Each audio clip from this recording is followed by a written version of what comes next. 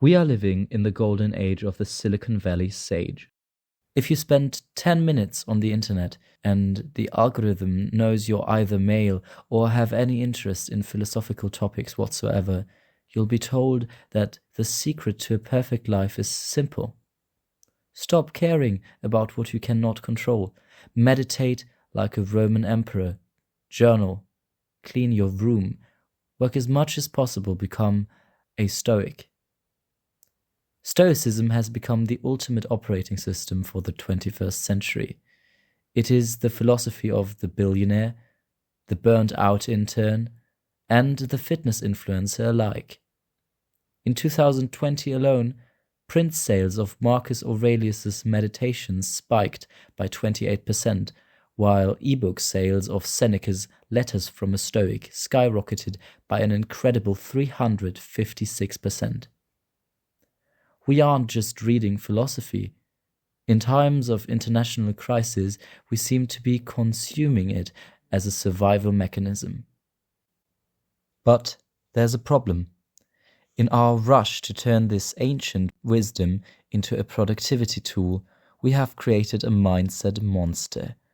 We've used Stoicism to build a postmodern armor that doesn't actually protect us. It just numbs us. It creates dangerous subcultures, fuels the culture war, and acts as a sedative for systemic failure. Today, we are looking at why Stoicism is the perfect drug for a broken era and why it might be making your life worse. Why is Stoicism everywhere now? Because we live in what sociologist Zygmunt Bauman called liquid modernity. The old, solid structures, organized religion, stable lifetime careers, shared truth have dissolved. In a world of permanent uncertainty, where the role of the individual is no longer to belong but to be a competitive good in the global market, we feel adrift. When the world is liquid, we look for anything solid to hold on to. Stoicism tells us, the only thing you own is your mind. This feels like a life raft. It's the ultimate individualist survival kit for an era of anomie. A state of social instability, when norms have broken down, creates a vacuum. This vacuum is filled by Stoicism. As Seneca wrote in On the Shortness of Life, expectation is the greatest impediment to living. In anticipation of tomorrow, it loses today. In a postmodern economy, where the future is a threat rather than a promise, this living in the now becomes a defense mechanism. But when we use it to ignore the structures around us, the raft becomes a prison. Here is where philosophy gets commodified. We've turned a path to virtue into a hack for the productivity industrial complex. Modern gurus market Stoicism as a tool for triumph over trials. But consider the irony.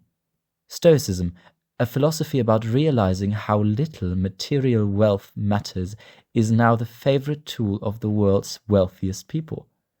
It's used to justify ice baths and 80-hour work weeks as badges of discipline rather than symptoms of a hyper-competitive, exhausting culture. The dichotomy of control, the core Stoic idea that we should only worry about what is within our power, is being weaponized against us. Modern Bro-icism tells you to ignore the latter. If your wages are stagnant and your rent is doubling, the pop Stoic response is, I cannot control the market. I can only control my desire for a house. This isn't virtue. It's sedative. It is a philosophy for a workforce that isn't allowed to complain. As philosopher Martha Nussbaum argues, by suppressing the intelligence of our emotions, we lose the very thing, anger at injustice, that drives social change.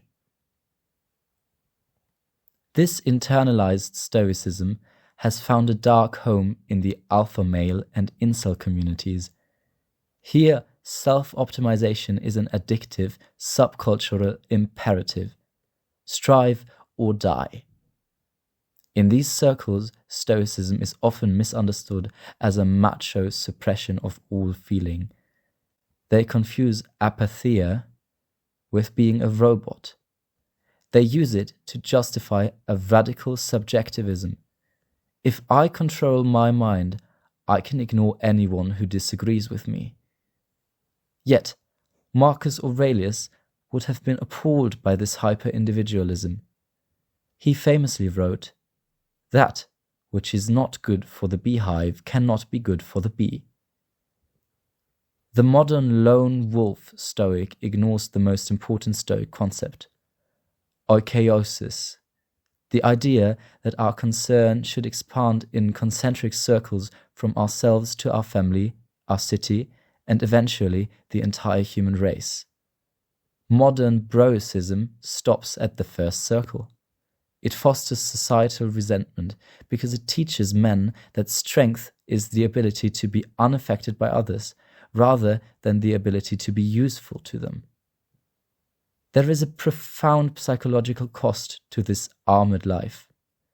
We are told to view our loved ones as mortal so we aren't shocked when they die. While logically sound, it can become psychologically hollow. Life's meaning often comes from the very things we cannot control, the messy, terrifying, uncontrollable love for others. When we use Stoicism to shield ourselves from the matter of fact that life is painful, we do not become stronger, we just become more isolated. This often makes the modern Stoic more of a prisoner in a very calm cell than a self-governed individual. Seneca, despite his reputation for toughness, wrote beautifully about the necessity of grief. "I do not advise you to be hard and heartless. Let your tears flow, but let them also cease." True Stoicism isn't about riot feeling. It's about not being ruled by those feelings. But the modern trap tells us that the feeling itself is the enemy. Stoicism was designed for a world where you could be executed by a tyrant at any moment. It was a philosophy of survival. But in the 21st century, we are using it to avoid the hard work of feeling and the harder work of changing our world. The missing piece in modern Stoicism is justice. Marcus Aurelius called justice the source of all other virtues. A Stoic who is tranquil while their neighbor is oppressed is not a Stoic.